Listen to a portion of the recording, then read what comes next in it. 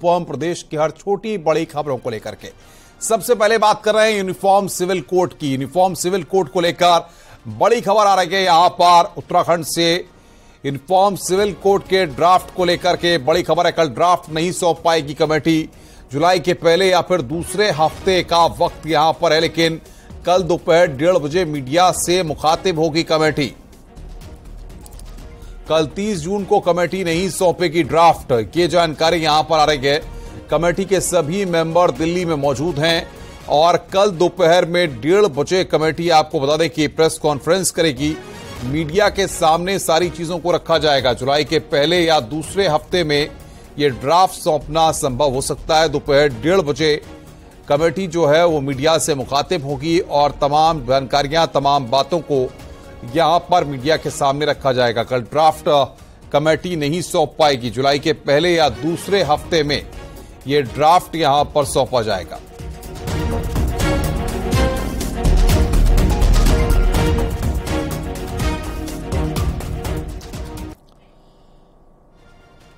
और अब बात कर रहे हैं स्टिंग ऑपरेशन की। स्टिंग ऑपरेशन मामले में कई नेताओं को सीबीआई ने नोटिस दिया है।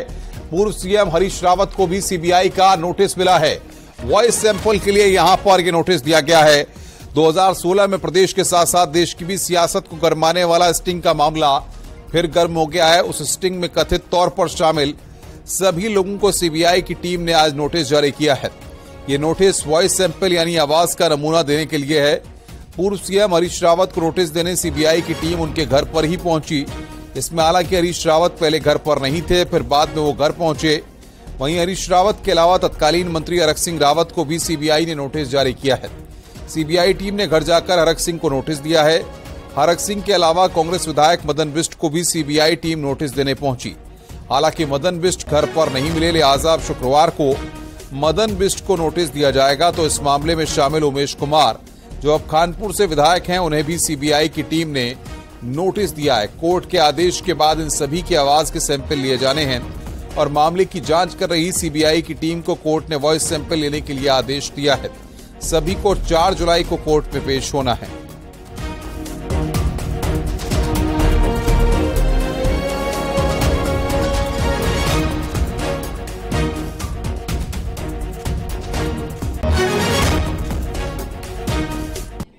सर, आपके पास सीबीआई का एक नोटिस जारी हुआ है, क्या है सर पूरा?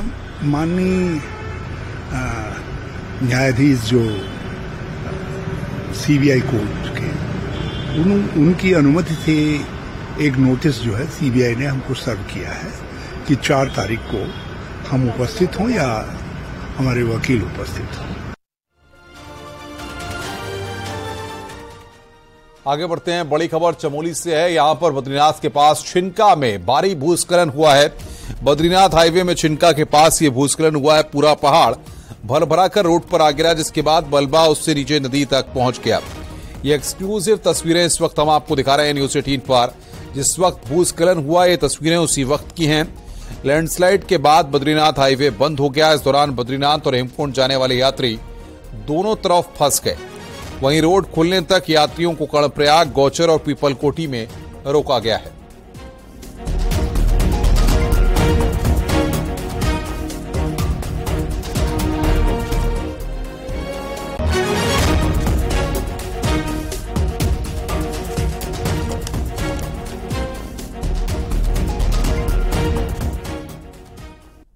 आगे बढ़ते हैं। चमोली के गोपेश्वर के नेकबाड़ में भारी बारिश का असर देखने को मिल रहा है। पार्किंग में खड़ी गाड़ियों पर मलबा गिर गया।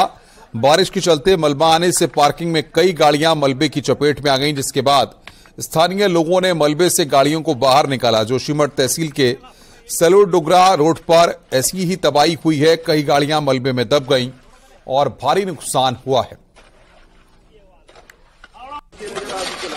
और बाकी कोई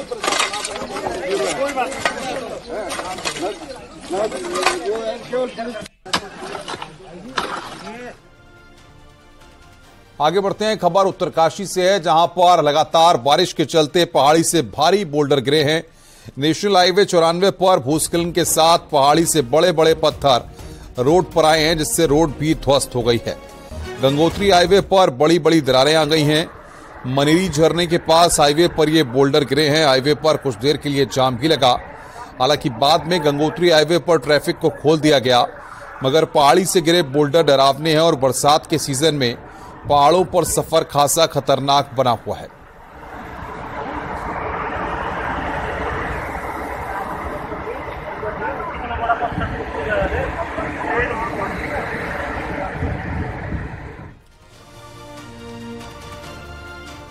बागेश्वर के कपकोट और गरुड़ में लगातार बारिश होने से आपको बता दें कि सरयू और गोमती नदी का जलस्तर बढ़ गया है, जिससे 4 मार्गों पर भारी मात्रा में मलबा और बोल्डर आ गया है।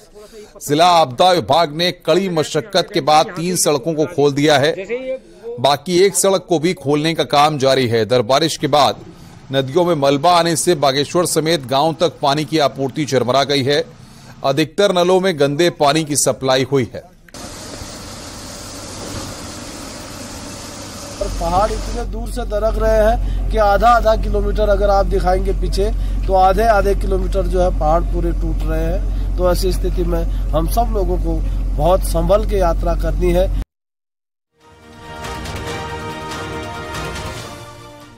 और खबर उधम सिंह नगर से है, जहां पर नकली देसी फैक्ट्री को अल्कोहल सप्लाई करने के मामले में 6 कर्मचारियों को सस्पेंड किया जा चुका है। अब काशीपुर की आईजीएल कंपनी के जवाब का इंतजार है, जो शराब बनाने का काम करती है। आरोप है कि कंपनी ने ही नकली शराब फैक्ट्री को अल्कोहल सप्लाई किया। अगर आईजीएल कंपनी नोटिस का सही जवाब नहीं दे पाई तो आबकारी आयुक्त के मुताबिक बड़ी कार्रवाई होगी। मामले को देखते हुए आबकारी आयुक्त हरीश चंद्र सेमवाल ने छुट्टी के दिन हेड ऑफिस में बैठक की। आयुक्त ने सभी 13 जिलों के आबकारी अधिकारियों को निर्देश दिए हैं कि कहीं भी इस तरह की लापरवाही नहीं होनी चाहिए और ऐसा करने वालों पर कड़ी कार्रवाई की जाएगी। को दृष्टिगत रखते हुए आज सभी 13 जनपदों के अधिकारियों की समीक्षा बैठक की गई है और स्पष्ट निर्देश दिए गए हैं कि जो घटना गदरपुर में हुई है उसकी पुनरावृत्ति ना हो। साथ ही अपने अपने जनपदों में इस तरीके की घटनाओं पर निगाह रखें और अगर कहीं ऐसा पाया जाता है तो समय रहते कार्रवाई करें। इस तरह के निर्देश दिए गए हैं। देहरादून में इस साल सैन्य धाम बनकर तैयार हो जाएगा। इसके लिए सभी तैयारियां पूरी कर ली गई हैं। दिसंबर तक ये सैन्य धाम बनकर तैयार होगा। उसी सैन्य धाम में 3 जुलाई को अमर जवान ज्योति का शिलान्यास होने जा रहा है। अमर जवान ज्योति के शिलान्यास में जहां शहीद सैनिकों के घर की मिट्टी इस्तेमाल होगी, वहीं राज्य की सभी नदियों का जल लाने की भी व्यवस्था की गई है। 2 जुलाई को सभी नदियों का जल देहरादून के सैन्य धाम लाया जाएगा। गुरुवार को सैनिक कल्याण मंत्री गणेश जोशी ने तैयारियों को लेकर बैठक की। उन्होंने कहा कि प्रोग्राम में गवर्नर, मुख्यमंत्री, सीडीएस, बीजेपी प्रदेश अध्यक्ष के साथ शहीद सैनिकों की वीर नारियां भी मौजूद रहेंगी।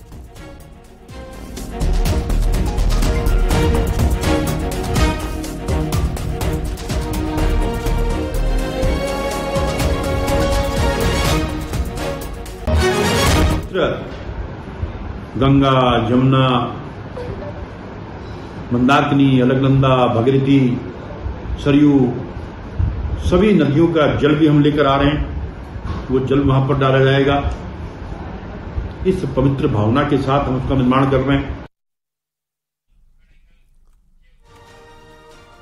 उत्तराखंड में कांग्रेस पार्टी 2024 के मिशन को लेकर के पूरी जान फूंकने की कोशिश में लगी है और जीत का स्वाद चखना चाहती है। इसीलिए प्रदेश अध्यक्ष किरण मारा 4 लोकसभा क्षेत्रों का दौरा कर पूरी ताकत लगाए हुए हैं।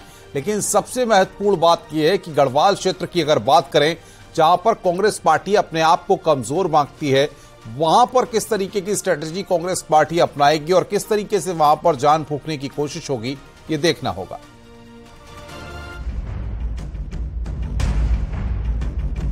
सत्तर विधानसभा सीट वाले उत्तराखंड में कुल 5 लोकसभा सीट हैं, यानी हर एक लोकसभा सीट में 14 विधानसभा क्षेत्र हैं। पर कांग्रेस की हालत सबसे खराब गढ़वाल लोकसभा क्षेत्र में है, जहां 14 में से सिर्फ 1 विधायक कांग्रेस का है, जबकि हरिद्वार लोकसभा में कांग्रेस के 5, नैनीताल में 6, टिहरी में 2, अल्मोड़ा में 5 विधायक है। यानी कांग्रेस के लिए सबसे कमजोर गढ़वाल लोकसभा सीट है। यही वजह है कि जुलाई में कांग्रेस प्रदेश अध्यक्ष किरण मारा गढ़वाल लोकसभा क्षेत्र का दौरा करने वाले हैं। माननीय अध्यक्ष जी का भी लोकसभा क्षेत्रों का दौरा चल रहा है। अल्मोड़ा, नैनीताल, टिहरी, हरिद्वार, लगभग इन लोकसभा क्षेत्रों में अध्यक्ष जी का 5 दिवसीय दौरे पूरे हो चुके हैं। पौड़ी गढ़वाल का दौरा उनका होना है। गढ़वाल लोकसभा क्षेत्र के दौरे में कांग्रेस प्रदेश अध्यक्ष की कोशिश कांग्रेस कार्यकर्ताओं में जोश भरने की होगी, क्योंकि हरिद्वार, ऊधम सिंह नगर जैसे मैदानी जिलों में मजबूत दिख रही कांग्रेस को पहाड़ में जड़ें जमानी है।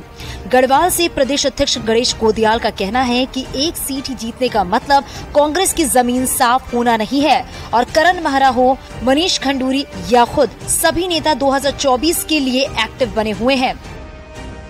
उनके वर्तमान जो एमपी हैं उनके लिए कितनी एंटी इनकम्बेंसी है वो भी देखने का विषय है। तो सभी चीजें हैं।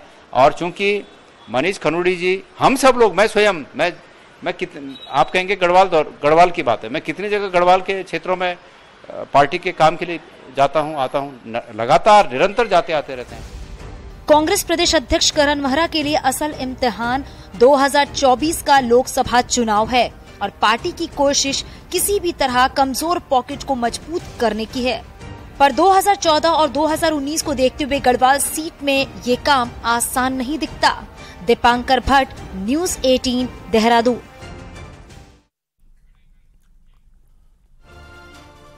बद्रीनाथ धाम में मास्टर प्लान के काम मानसून के चलते प्रभावित न हो, इसके लिए पूरी व्यवस्थाएं की जा रही हैं। बाकायदा प्लान तैयार किया गया है। वहीं अलकनंदा नदी के तट पर जो भवन खतरे की जद में आ गए हैं, प्रशासन की पहली प्राथमिकता है कि उनको सुरक्षित किया जाए। चमोली के डीएम ने बताया कि कोशिश की जा रही है कि नदियों का जलस्तर बढ़ने से पहले ही सुरक्षा दीवार के कार्य लगभग पूरे कर दिए जाएं, लेकिन पहाड़ों में लगातार हो रही बारिश की वजह से मुश्किलें पैदा हो रही हैं। तो वहीं धीरे धीरे अलकनंदा नदी का जलस्तर भी बढ़ने लगा है। कि बारिश से पहले हमें मैक्सिमम काम जो वाटर लेवल से ऊपर आने का है वो करना है। पर जो वाटर लेवल बढ़ने के बाद जो भी एक वहाँ कार्य करते हुए जो व्यवधान उत्पन्न होता है, तो उसके लिए सभी स्ट्रेटेजी बनाई जा रही है।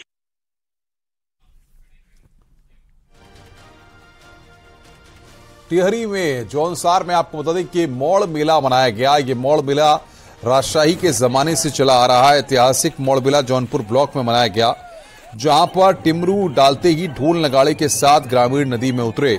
मछलियों को पकड़ने के लिए ग्रामीणों में भारी उत्साह नजर आया। नदी में डाले जाने वाला टिमरू के पाउडर को ही मौड़ कहा जाता है, जिसकी वजह से इस मेले का नाम मौड़ मेला पड़ा है।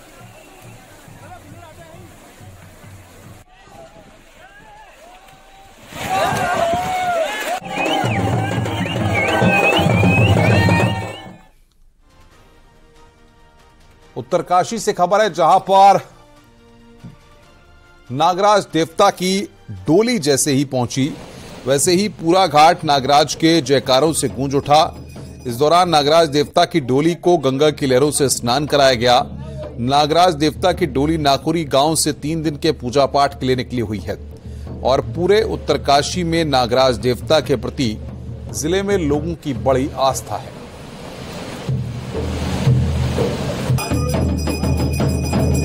गलती होती है, गलती कोई करेगा, सजा मैं भुगतूंगा।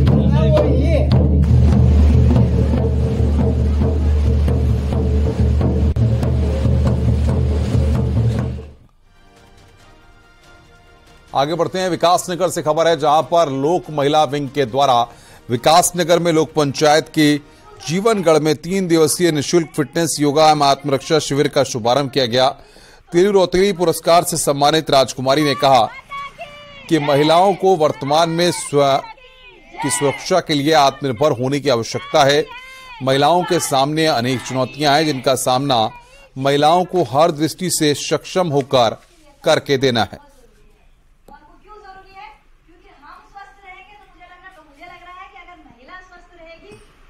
परिवार स्वस्थ रहेगा, तो इसलिए भारत माता की जय।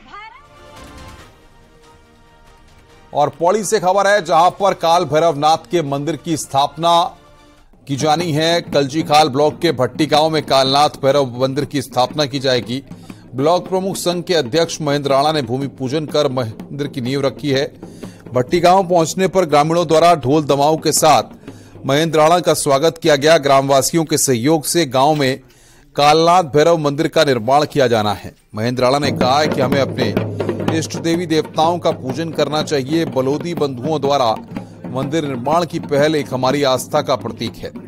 हमें अपनी संस्कृति को बचाए रखने के लिए हर संभव प्रयास करने चाहिए।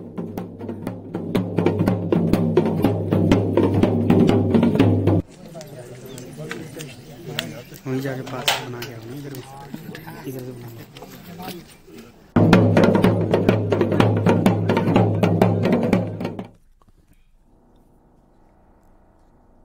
खबर टिहरी से है, जहां पर लोगों को दिक्कतों का सामना करना पड़ रहा है। ड्रेनेज सिस्टम वहां पर फेल होने के चलते शहर का पानी केमसारी टीन शेड कॉलोनी में जाता है। इसके साथ ही नालों और नालियों की सफाई नहीं होने से गंदा पानी घरों में घुस जाता है। लोगों का आरोप है कि लंबे समय से वो परेशानी का सामना कर रहे हैं, लेकिन कोई सुध लेने वाला नहीं है। लोगों का यह भी कहना है कि ड्रेनेज सिस्टम फेल होने से शहर का पानी बरसाती नाले के होता हुआ उनकी कॉलोनी में घुस जाता है।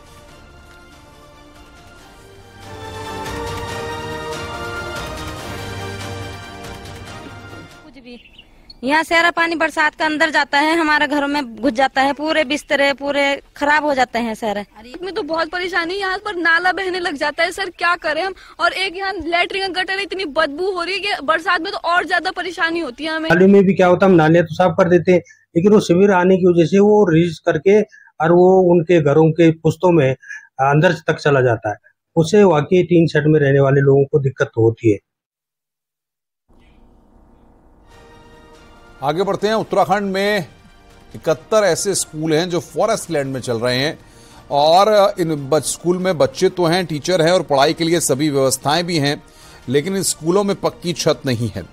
नैनीताल, उधम सिंह नगर, पौड़ी, चंपावत और चमोली जिलों में ये स्कूल हैं। हालांकि इन सभी स्कूलों में पढ़ाई की अच्छी व्यवस्था है, लेकिन ये सभी वन खत्तों में चल रहे हैं। वन भूमि में होने की वजह से वन विभाग ने यहां किसी भी निर्माण पर रोक लगा रखी है। इसकी वजह से यहां बिल्डिंग को नहीं बनाया जा सका है। शिक्षा विभाग अब इन सरकारी स्कूलों में नए बैम्बू स्ट्रक्चर बनाने जा रहा है।